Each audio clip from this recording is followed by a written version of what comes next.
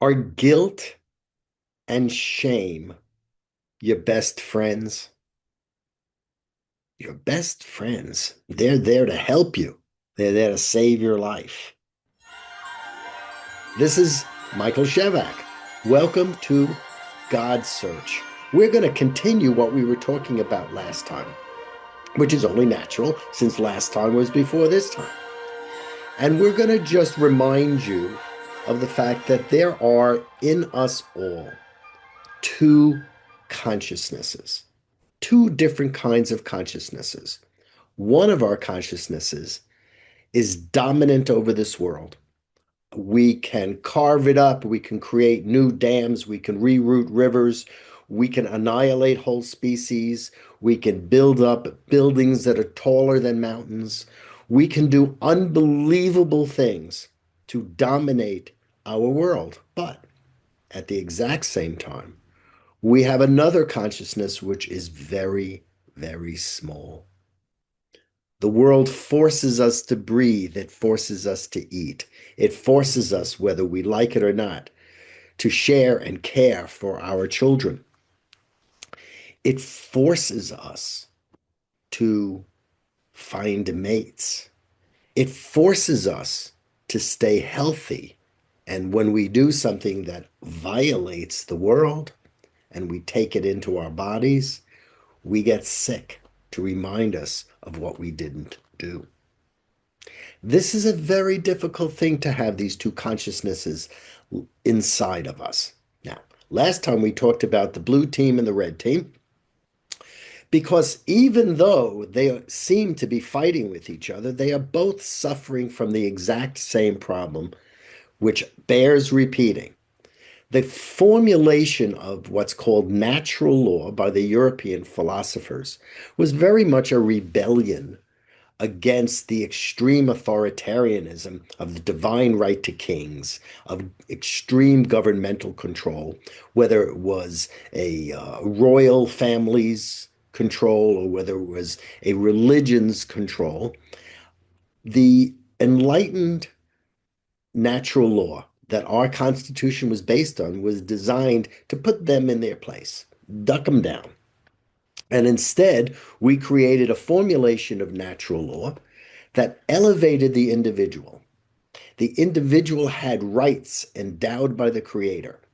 Government didn't determine the rights. Religion didn't determine the rights. We personally did not determine the rights. It was a fact brought into existence by the hand of God. That's the Constitution of the United States. Now, because of that, many of the problems that we're experiencing on the blue team or the red team seem to be very much the opposite thing.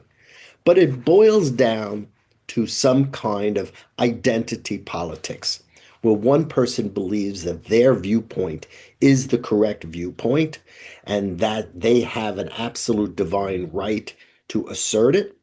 And the other viewpoint is also taking that degree of sacredness, where they have that right to do as they need and what they have to for life, liberty, and the pursuit of happiness, which is in the Constitution, and it was ripped right out of John Locke and put there. It was not, Thomas Jefferson's original creation. He borrowed the expression that we have life, liberty, and the pursuit of happiness as individuals, not as repressed beings in religion or government.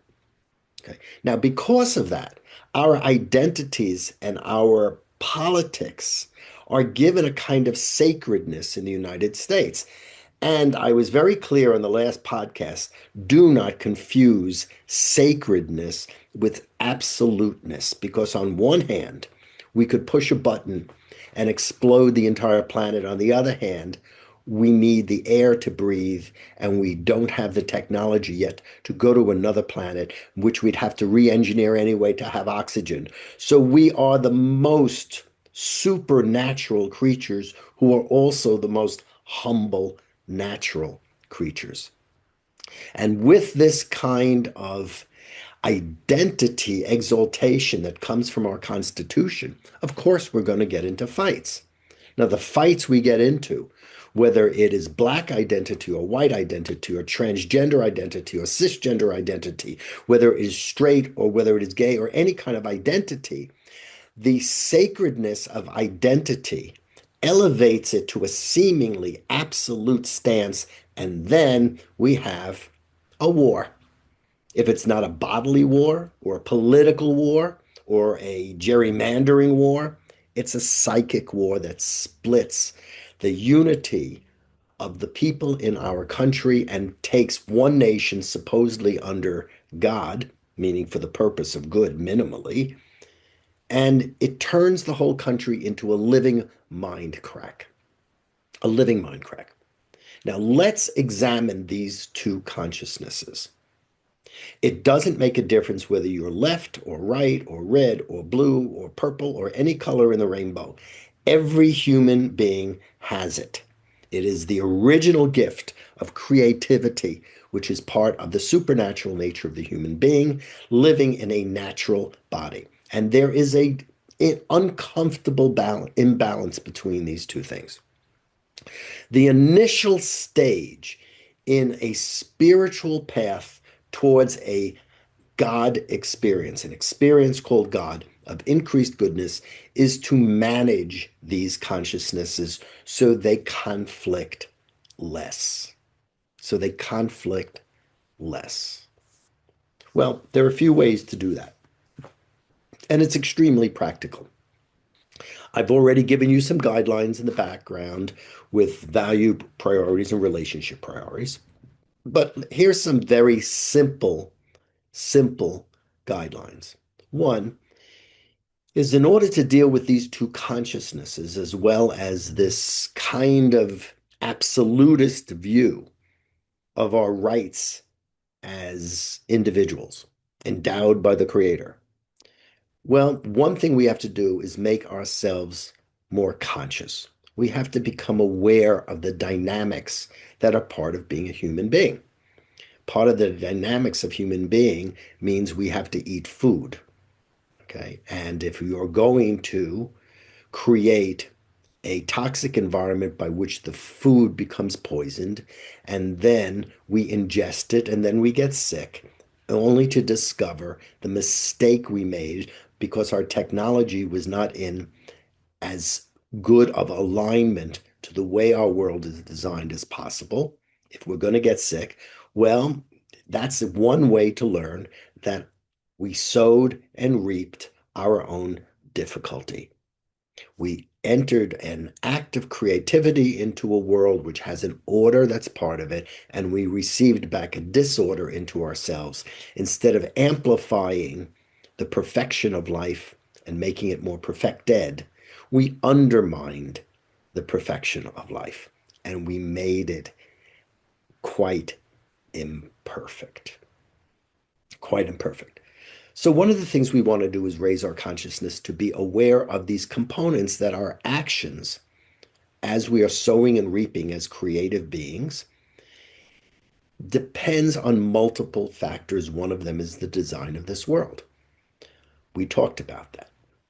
And that design of the world gets extremely personal and very dangerous when we are dealing with certain sexual and gender variations, which is why that and the abortion issue have come to light in recent years. But it's the same issue that's coming to light as the issue that's coming on the red team when it comes to violating the planet for the sake of increasing profit. They're the same issues. They're just conflicts between, shall we say, the bodily aspect of this world, which is planetary, and our creativity and our mental ability to form this world according to our imaginations and our identity. I hope you understand. This is not an issue of prejudice. This is simply the difficulty of human spirituality because we inhabit both worlds, a supernatural world and a natural world. At the same time, we inhabit both. So, another thing that we can do to help make these things easy is to have a sense of conscience.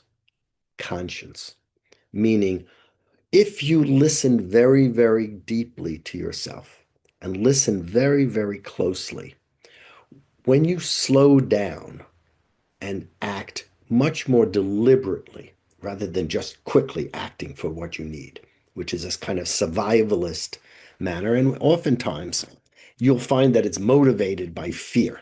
A lot of fear is motivating people to move faster and faster and faster and faster. You'll find there is an inner sense on the inside of you that can sense whether you are moving correctly and harmoniously, whether you are violating something in the process of being yourself, whether you are in alignment to other people within your community at the exact same time as you're expressing your individuality. Remember, the Constitution is not a perfect document. It didn't, it's not like, it's not that in the Bible. The sky didn't open up and they both didn't fall down. They were products of intense human experience over hundreds, if not thousands of years that was put in these documents to help us. So we don't forget the lessons that we had in the past that we may have forgotten. Remember, cement was a great Roman invention and we lost it for hundreds and hundreds of years before we had to rediscover the formula for cement. Why lose technological advances because we are not aware of it? Now, conscience is a very tricky thing, very tricky. How many of us have felt we wanted to do something and then felt a no come in? Don't do that. That's wrong. How many of us have ever felt that our morality was actually holding us back, that it was an imprisonment, that we couldn't be ourselves? Every single child that I know who has ever gone through some kind of change of their bodies in puberty has have felt that there were all sorts of rules and regulations around them that they had to blow off in order to simply be themselves. Conscience feels like it's a disease. It's squashing you. It's preventing you from letting out your full power. And this is something that I want to highlight. There was a very deranged and very ill man. His name was Adolf Hitler. And one of the things that he said, because he was wrestling with this conscience on the inside of him, because he wasn't particularly well psychologically, he was wrestling with conscience. He said, and this is a quote, conscience is a disease. Like circumcision, it mutilates man. Conscience is a disease. Like circumcision, it mutilates man. And he wanted to get rid of conscience because it was driving him crazy with guilt and driving him crazy with shame, which he was overcompensating for by being an absolute insane leader. And he sought to exterminate the theological and religious and cultural foundation of conscience and morality in the legal system, which is Jewish law. And he sought to do that in order to free himself and free the world of what he considered to be a disease called conscience, a Jewish created disease. And he considered that a violation of the natural spontaneity and the natural power of the human being, which is more like a beast. In his case, it was a blonde beast, Nietzsche's blonde beast, who was an Aryan, who was like, as we talked about earlier, the super developed, evolved, blonde and blue-eyed cast of Vedic Indian mythology. That's where all that stuff came from. And so conscience can feel like a disease. It can. You can have guilt from it and want to blow the guilt off. You can have shame from it and want to just get rid of conscience.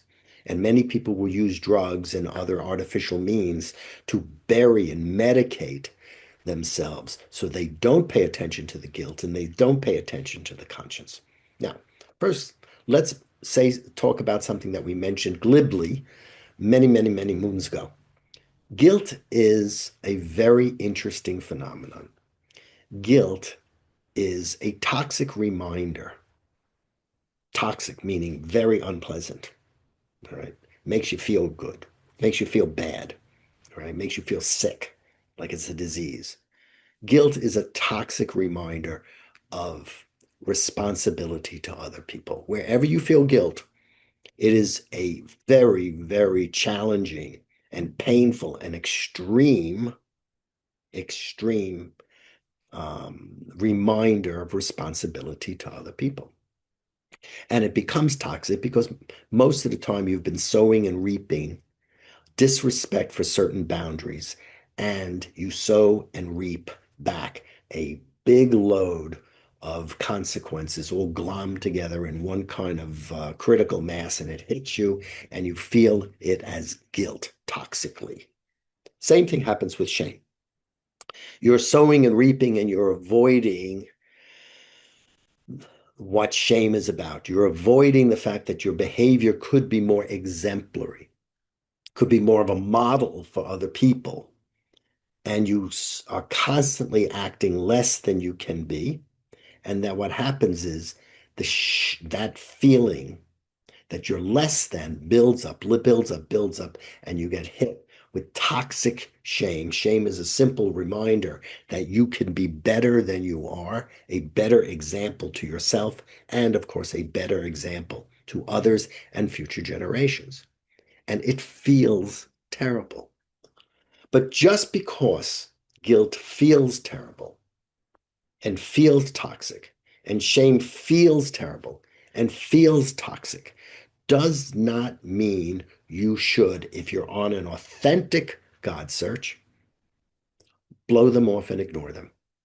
Ignore them and just do whatever you want, rebelling and fighting and just taking charge and taking command and not caring about anyone else. Take it to its extreme of annihilating anyone that comes into your path that stops you from fulfilling your desires. It doesn't mean that that's what you do. And it doesn't mean you drink yourself into a hole, take prescription drugs, shoot up to numb yourself from the pain of guilt and shame. It doesn't mean that at all. It means that because you've built your consciousness up and you're developing your conscience, you stop and remind yourself that on an authentic God search, everything is for good. Everything is how life works for good. So you stop yourself and you make yourself aware and you have consideration. The first consideration is why do I feel guilt and why is it my friend? Why is it my helper?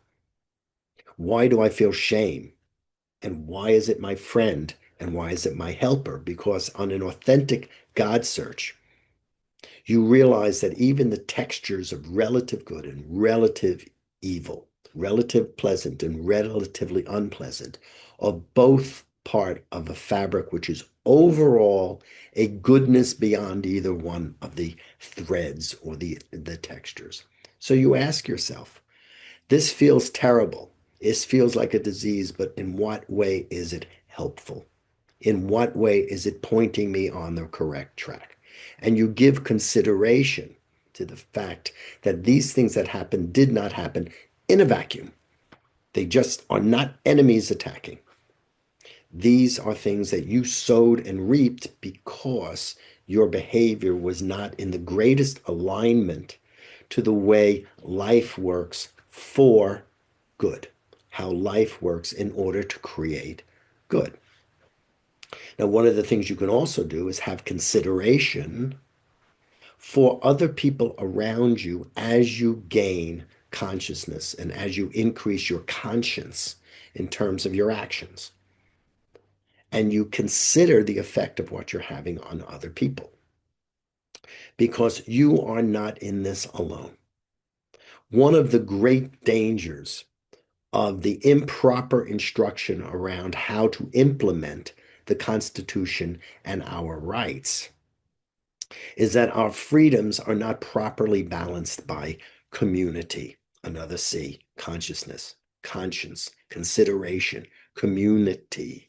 The community is there because none of us live without the help of other people.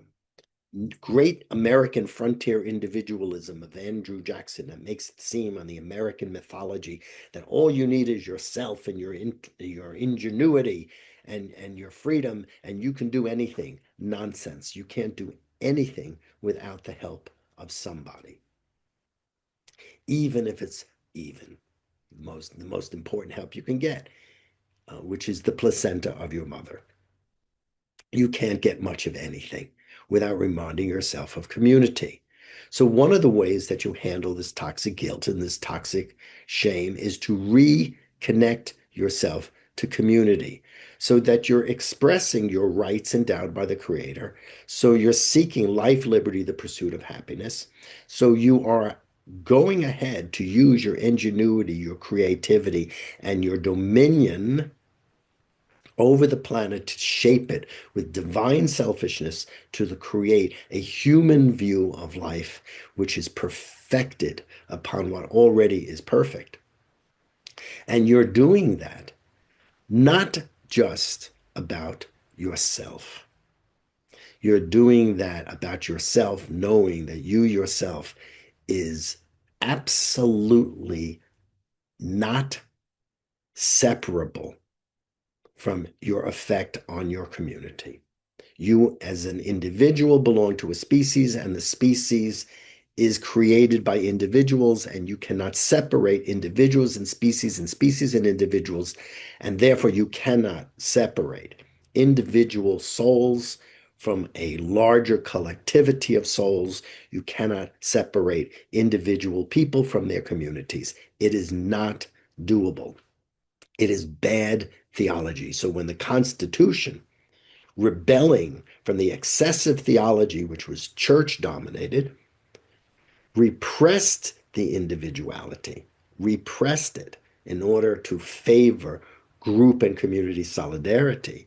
The American Constitution opened up the frontier to individuals and repressed the churches and repressed the government so that the individuals would not be squashed as they had done in Europe. But we are now turning a corner and a maturity in the United States of America.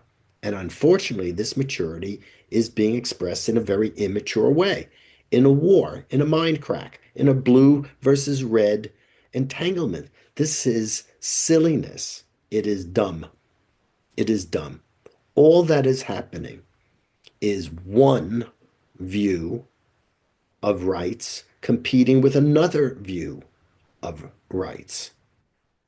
But both are dependent on the natural law of the Enlightenment, which gives our rights and our viewpoints a sacredness in any kind of political debate so we can get heard and not squashed. And instead of seeing that we are suffering from the misuse of our rights on both camps.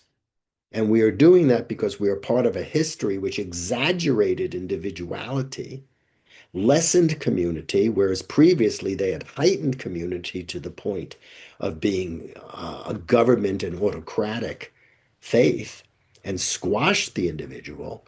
What we are attempting to do, unfortunately, is we have one camp that is trying to put back the controls of authority and religion, and the other camp is allowing individual expression and creativity in all ways, including the most delicate issues which have to do with reproduction and family and sexual preferences and gender identities. Both of these are part of an answer to the true puzzle, which we're going to talk about in the future, which is correct natural law, correct, not right or wrong, not your view, my view, correct. From the Latin co-legere, as we talked about, which means how do you govern together? How do you live together in one world, one reality, one consciousness, let alone one nation? Now, another thing you can do to deal with these two consciousnesses that are competing in us, one we might call mental power over nature, and the other is natural power that over mind. one that causes us to eat, and the other which rapes the planet and destroys the ground for the food. Talk about a mind crack. One of the things you can do, and this is the traditional way, is to provide some control. This is basic toilet training. Your body wants to defecate any place it wants, okay? And when it needs to move out waste, it knows how to pump waste, but we don't want it in the middle of the living room. So a certain amount of control comes into play, a little repression to stop the excess expression, a little society to control a little too much of the animal, brings it together, and a little bit of control so that we can live together is not a horrible thing.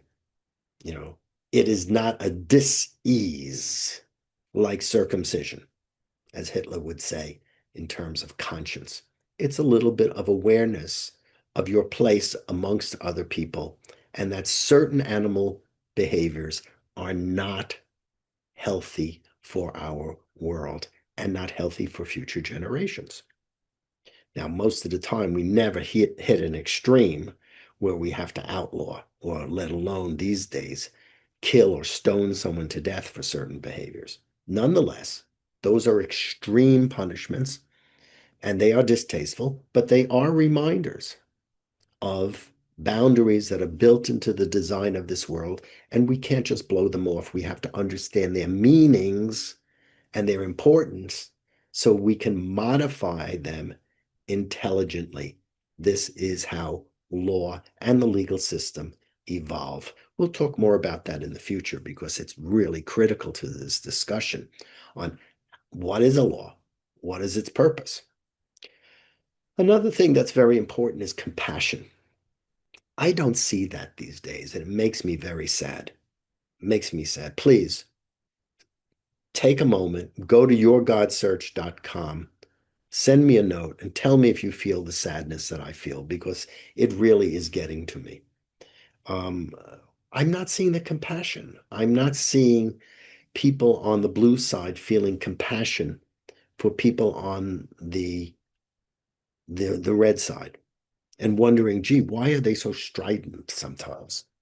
I mean, why are they trying so hard to put back some of the stuff that was blown off in the 1950s, forgetting what happened in the 1960s? And maybe they're hurt.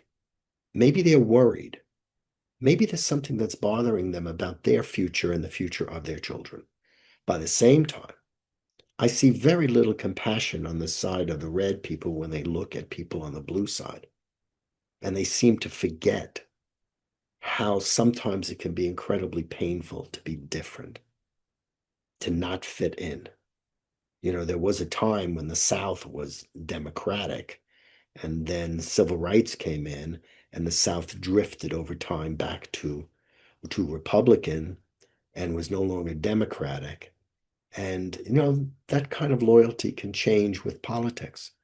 But the real issue is the compassion.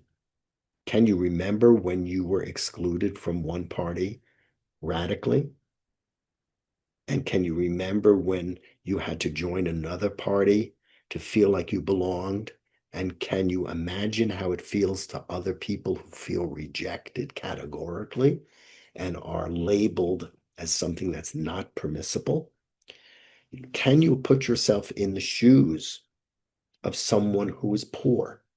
Can you put yourself in the shoes of someone who is very, very wealthy and terrified of losing their power and their status so that they over control, even in a way that's wrongful? Can you have compassion for people who are in top positions who have heart conditions because they got there by putting all their energy into success at the expense of feeling a certain amount of compassion? Compassion is missing. We need consciousness, conscience, consideration, a little control, compassion. And as I said, this is all part of community because unfortunately, the Constitution gave us our rights, but put it in the context of government for the common good, but they didn't really explain what common and good meant. So everything got all messed up. So look, we're going through a situation now where everyone is pointing fingers at everyone and attempting to make everyone feel some kind of consciousness and expand some kind of consciousness. And sometimes it is treated cruelly, and it's called woke. And woke is considered not an awakening to certain facts that have been repressed that need to come to light. It's treated as a disease. Conscience is not a disease. Circumcision is a very ancient ritual that was there when, at a certain moment in time, the human being needed to shift awareness from, shall we say, our lower head to our upper head and begin to be more supernatural than natural, where the laws of biology were not the only intervening laws in our creational process or evolutionary process. It makes no difference how you explain it. And that became a ritual that was designed to shift the individual's consciousness within and make them supra and supernaturally aware so we could begin the process of having a moral life, a life that isn't just for natural sharing of bodies and fluids and food and things that the planet dictates over us, but for having an awakeness as individuals, as souls, so that we could slowly develop and grow an awareness over the earth and have what the Bible calls dominion. Okay, dominion. That's not domination, it's dominion. Our right to be stewards and to reshape our very, very perfectly oriented world so that it can become more perfect for human standards and human society.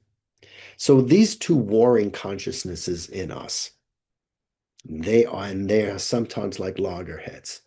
They can begin to merge into a workable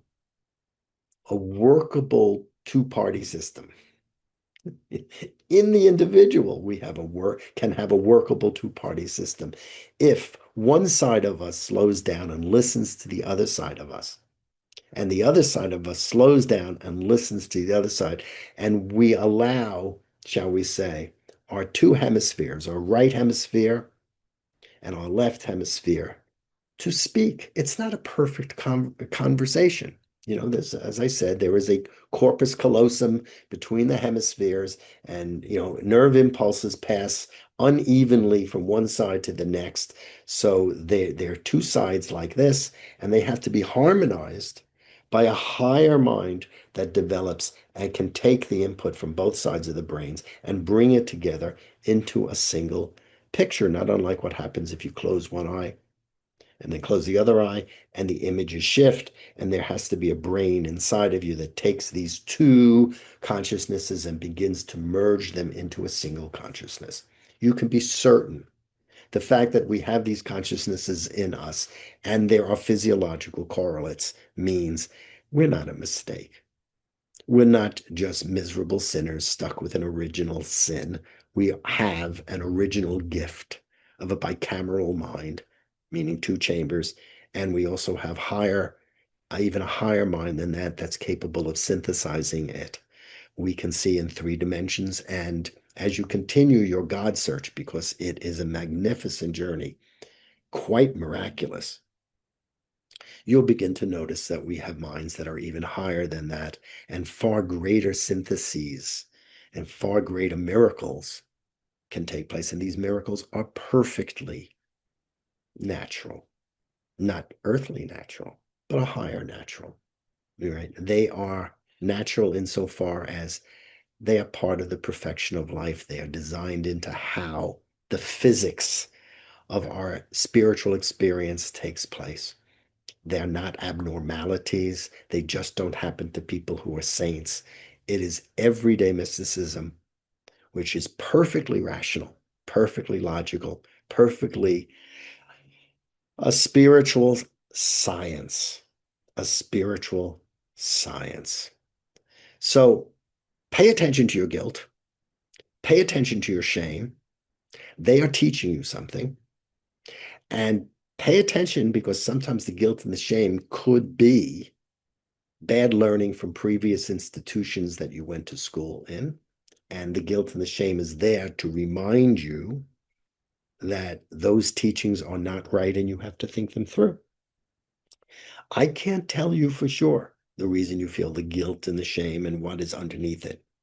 I will tell you across the board, they are always, always gifts for taking the two consciousnesses that are war, our mental ability over our body and our bodily ability over our mind, and moving them more in alignment and harmony until we become more and more one person with multiple aspects, but one person.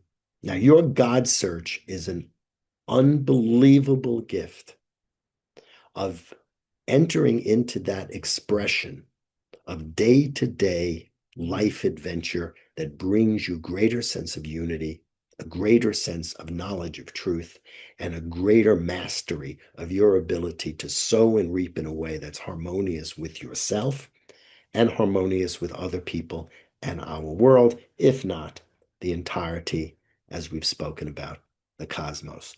Don't miss your opportunity. If you're alive, you're already on a God search. Just raise your consciousness, raise your conscience.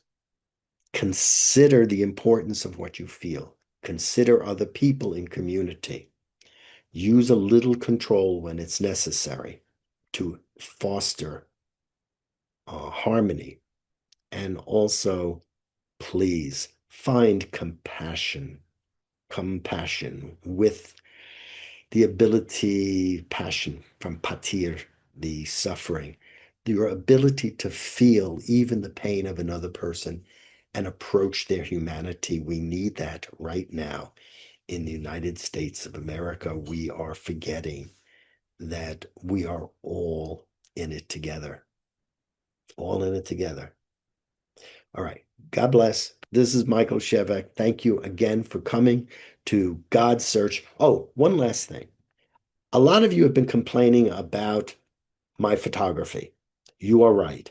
It's sorely lacking. I've just been so incredibly busy moving from one place to the next that I haven't had time to set up a workable studio with consistent set. I keep moving around. I'm the quintessential wandering Jew, and I haven't fixed the lighting on the camera. Thank you for bearing with me.